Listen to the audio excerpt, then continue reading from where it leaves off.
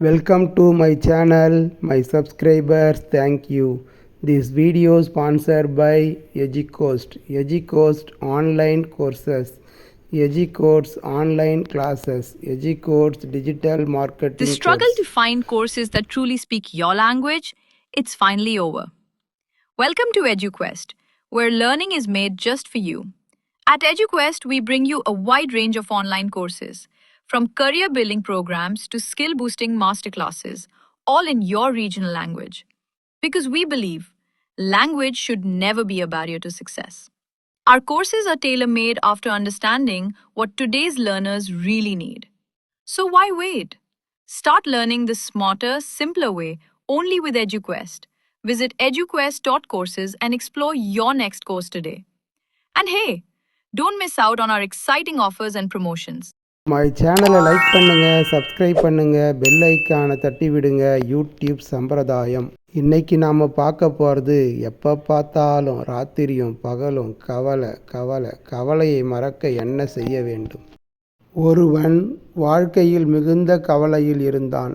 தினமும் ஆண்டவனிடமும், ஏன் எனக்கு இவ்வளவு பிரச்சனைகளை கொடுக்கிறாய், சிறிது கருணை காட்டக்கூடாதா என மன்றாடினான். பல நாட்கள் இப்படியே கழிய, ஒரு நாள் ஒரு குரல் கேட்டது. நாளை காலை உன் கவலைகள் எல்லாம் ஒரு மூட்டை கட்டி கோவில் முன்னே இருக்கும் மைதானத்திற்கு கொண்டு வா, உனக்கு ஒரு விடையளிக்கிறேன் என்று.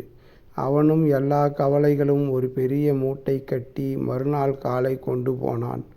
போகும் வழியில் பார்த்தால் கிராமத்தில் எல்லோரும் தம் தம் மூட்டைகளையெல்லாம் பெரிய பெரிய மூட்டைகள் என தூக்கி கொண்டு போய் கொண்டிருந்தார்கள். சிலர் தூக்க முடியாமல் இழுத்து கொண்டிருந்தார்கள். சிலர் தம் மூட்டைகளை வண்டியில் கொண்டு வந்தார்கள். கேட்டபோது, கடவுள் என் கவலைகளுக்கு விடை தருகிறேன் என்று சொன்னார். அதான் போய்க் கொண்டிருக்கிறேன் என்றார்கள். எல்லோரும் கோவில் முன்னே சேர்ந்ததும் மீண்டும் அதே குரல், நீங்கள் உங்கள் மூட்டையை உங்கள் விருப்பப்படி வேறொருவரிடம் மாற்றிக்கொள்ளலாம். ஆனால் மூட்டை உள்ளே என்ன இருக்கிறது என்று கேட்கவோ பார்க்கவோ கூடாது என்று கேட்டது.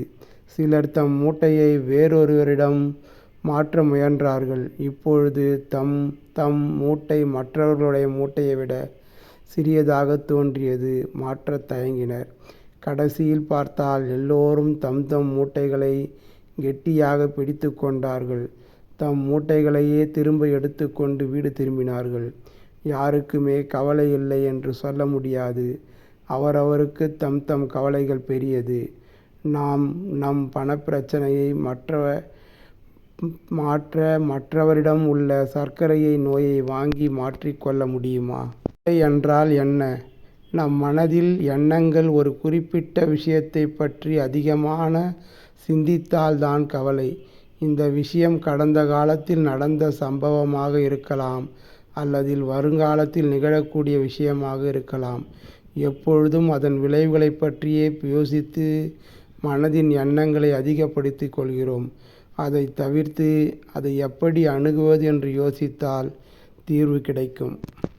நாளை நடக்கப் போவது யாருக்கும் இன்று தெரியப் போவதில்லை. நடப்பது கண்டிப்பாக நடந்தே தீரும். நாம் இறைவனிடம் பிரார்த்திப்போம், நாளை பொழுது நன்றாக இருக்க வேண்டுமென்று. பல யோகா சென்டர், ஆன்லைன் யோகா, உங்களுக்கு தெரிந்த யோகாவை செய்தாலே நீங்கள் கவலை இல்லாமல் வாழலாம். கவலை இல்லாமல் வாழ தினமும் இறைவனை பிரார்த்திப்போம். கவலைப்படுவதால் எந்த ஒரு நல்லதும் நடக்கப் போவதில்லை.